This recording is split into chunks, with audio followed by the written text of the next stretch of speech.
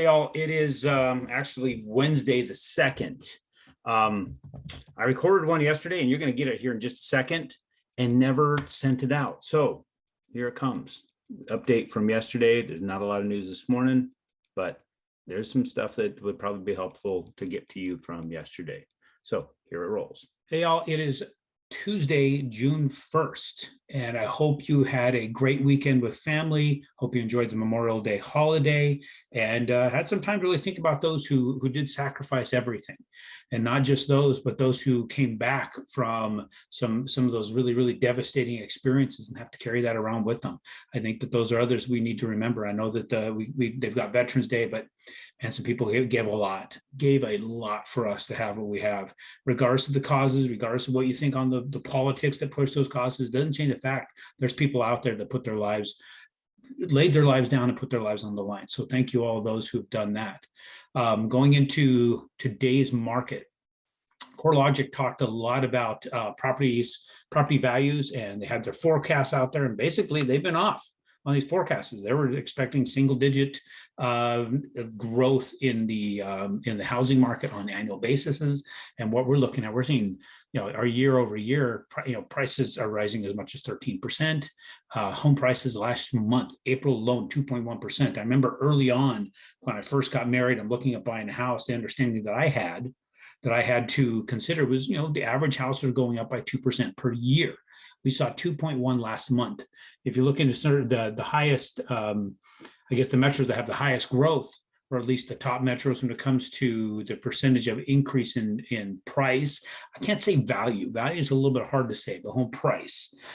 Phoenix, where I'm at, 2.1%, 21% annually. Sorry, 21%. San Diego, 16, Denver, 14. That's insane. That's insane compared to what I've seen, at least what we understand the home prices should be doing.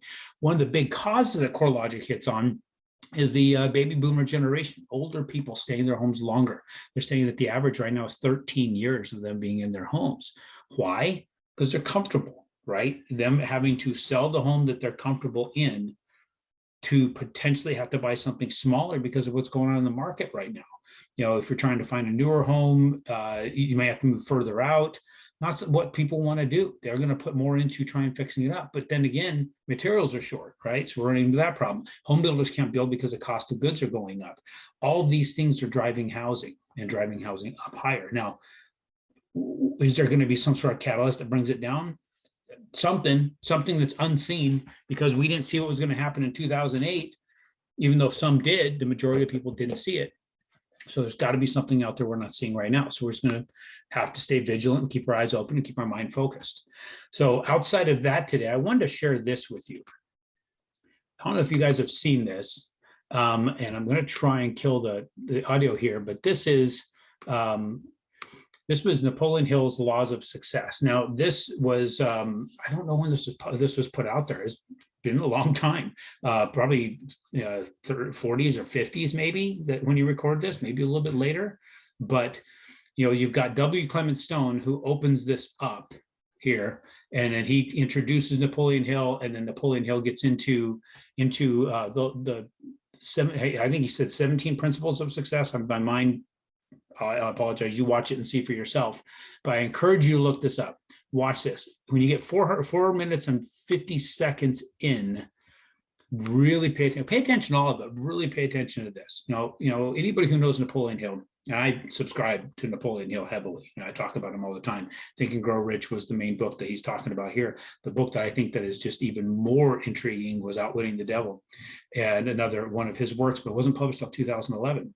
But when you're watching this part at 4 minutes and 50 seconds, he talks about his communication with Andrew Carnegie, right? Andrew Carnegie talked about, what basically got him to write Think and Grow Rich, which is creating the practical guide to success. And he's questioning his ability to do that. And one of the things that's very interesting about this, and why I bring this up right now, goes back to what we were talking about with the markets, with housing, all these things. He said that Carnegie said in a speech, or a conversation with him, whatever it was, that the greatest gift of our Creator, and this is what got him thinking, is the power to direct your own mind, the power to decide what you're going to focus on. So if you're looking to become successful in whatever it is, whether it be real estate investing or any other type of industry, me trying to become successful in lending, average kind of loan, well, actually above average loan originator, there's over 300,000 of us out there doing this. The average person is doing between 3 and 4 per month. I was doing, 10, 12 plus a month. So, above average. But I need to do more. And it was when I stumbled into the Napoleon Hill stuff in 2015. I started reading these things. I started writing these things down. I literally created paths. And if you guys have seen these, this gives you the background. There's 3 more right now. I got to get published. But this one, especially when I started following this in the direction of Napoleon Hill, and I'm pointing at the screen over here because I got 3 screens. So I apologize with the pointing thing.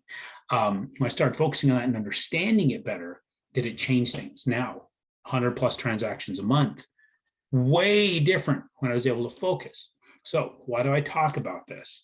If you're going to get focused in the market, you're going to get focused in the rates, you're going to get focused in the cost, you're going to focus on all these things, and you're going to forget the plan. You're going to forget what you're after, forget what your end goal is. You're going to kill the end goal before you even get it started. Focus on the end goal and what helps you get there. Sometimes there's going to be a little bit more you got to put in. My end goal, getting here, 130, 140, 150 transactions a month didn't just happen overnight. I was talking with my brother over the weekend about those months, where I had in the process, I was with a company back in 2012 and they decided to kill every deal that I had. Nearly 30 transactions. They killed them all from different forms, points of processing, approval, docs out, and people that signed and funded, put their money at title, and they killed them because they were scared of investors.